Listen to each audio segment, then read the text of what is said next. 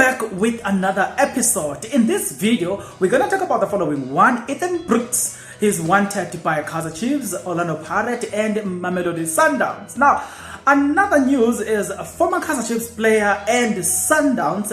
He's struggling to find a team. George Lebese is complaining over the fact that teams do not want to sign him. I don't know why. If this interests you, then stick around because I'm going to talk about exactly that. But before we jump into the video, guys, do me a favor. Subscribe, like the video, comment in the comment section below. Subscribe because I give you authentic, and I'm also authentic in between. Also, guys, there's a YouTube channel that I want you to guys to check. I will leave a link in the video description below. Please support that YouTube channel. Subscribe and then comment, like the video, and also guys, watch some videos there. It's about celebrities and we're basically profiling celebrities in that YouTube channel. Now let's jump back into this video.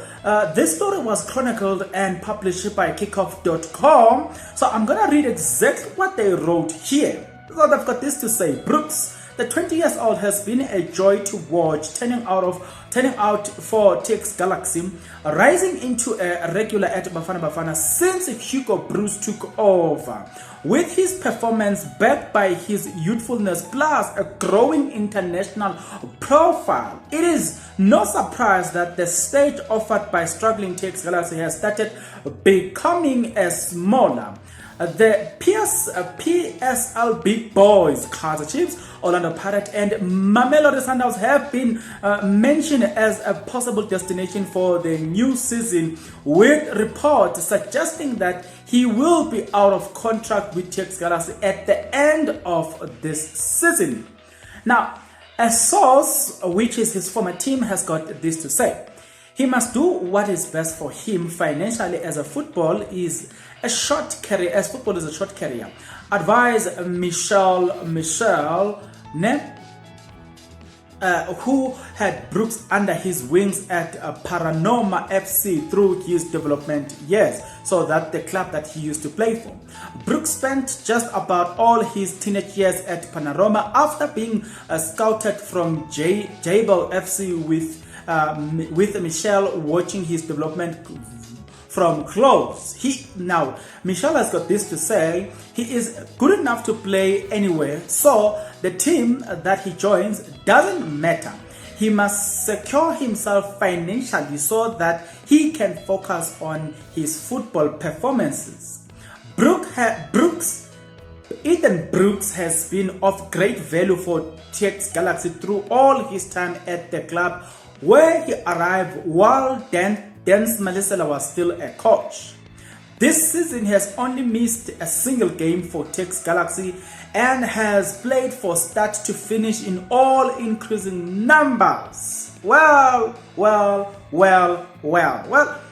Ethan Brooks, I like the fact that the age is on his side. That's the first thing that I like. But to say he is a KAIZER Chiefs material, I'm very reluctant to say that because I didn't see anything convincing about it. So we're gonna talk about it. Don't worry, the analysis that will follow after this. Now we're gonna jump into George Lebese's story. George Lebese's story was captured by The Citizen. The Citizen is a newspaper, a South African newspaper. They've got this to say: Lebese is worried why teams won't sign him up. He says they want to see him fail, and listen to this one. He says they want to see him fail, and that's what makes him hate football. They want to see him fail. That's why he hates football. Wow, those words. There's something wrong about those words, but we're going to get into it. Don't worry. Former KAIZER Chiefs and Mamelodi Sundowns winger George Lebese is said to be stressing out not finding a team, and he is not sure why teams don't want to sign him, and that someone is trying to end his career. Lebese, whose career has been on a downfall since he came back into the country after his spell with Switchback FC early in 2021. The former Amakosi player has not been able to find a team since then, with his trial at Morocco Swallows and Sakuma Tamandira not going his way. A source close to the winger says Lebese think that someone in football is trying to sabotage him, and they don't want to see him playing in the Premier Soccer League again. Now, the source has got this to say: Lebese's situation is very bad. I really don't know why he's not able to get a team, because he is very talented guy. Everyone knows that. He will fit in any team in the PSL. I'm not even talking about the Glad Africa Championship. So when he speak about football, he speak about people not wanting to see him play. He says they want to see him fail, and that makes him hate football, because there are a lot of people who have a very huge influence, but you won't even hear or see them in papers or TV. They are just doing things on the background. Sure. These are strong allegations, guys. So, in the case of George Lebese, there's one thing that is the stories look similar to. Do you remember the story of Zola 7? Do you remember his downfall as well? It was because he messed around with the media guru. Because he messed around with the key players in the industry. I remember reading an article and stories that they told him that you're not going to succeed, and things started to fall apart. So the case of George Lebese, it's similar to that. So he's speaking about people behind the scene. The question that we've got to ask is, who are these people behind the scene? Why are they behind the scene? What are they doing behind the scene? Who are they targeting, and who are they favoring?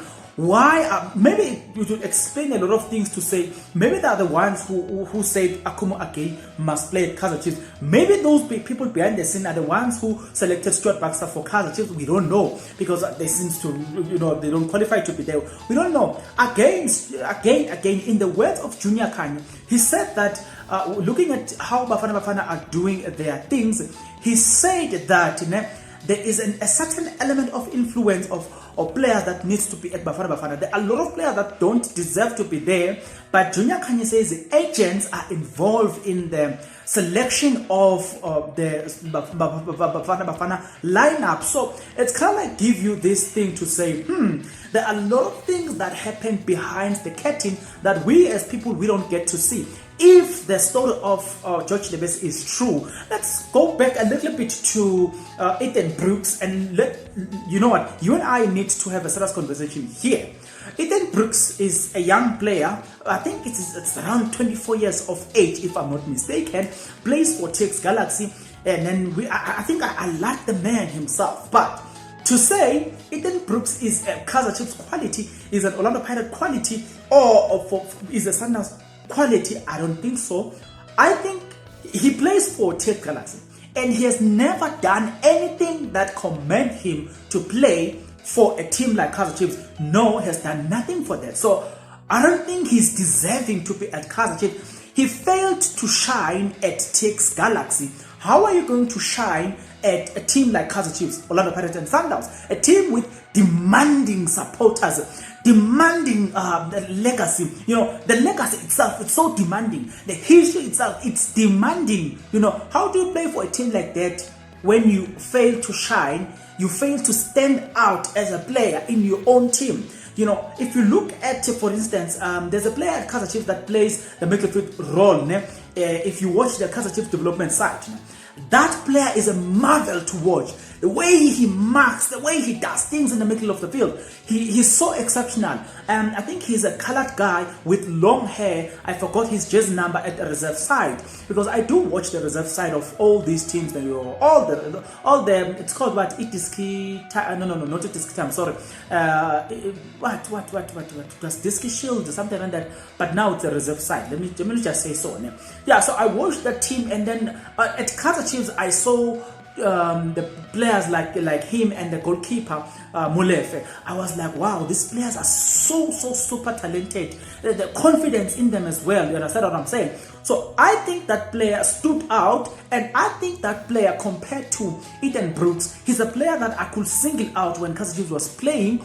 So to say that man must come to KAIZER CHIEFS, you know, when there's a development player that I think is doing better than him, I think will be an insult for KAIZER CHIEFS. You know, there's a verse in the Bible that says, if you can't compete with the people that are running, how could you compete with the people that are riding horses? So if you can't compete with people that are riding horses, then how could you compete with people who are driving cars? To get the point. The point here is Ethan Brooks must do exceptionally well at TS Galaxy, such as Deboho Mukwena and Sipombul at Supersport United, who have done quite something exceptional that everybody can't afford not to talk about them. To get the point here, if you wanna get noticed, look at a player like Dupree at Stellenbosch. He has done something that he is noticeable. You know what I'm saying? Go to Royal AM, look at a player like Vitaly Tswalo. He has done something that makes him noticeable. To get the point, so that because he's noticeable in these teams, then we can say, let's look at your quality itself now, and let's look at,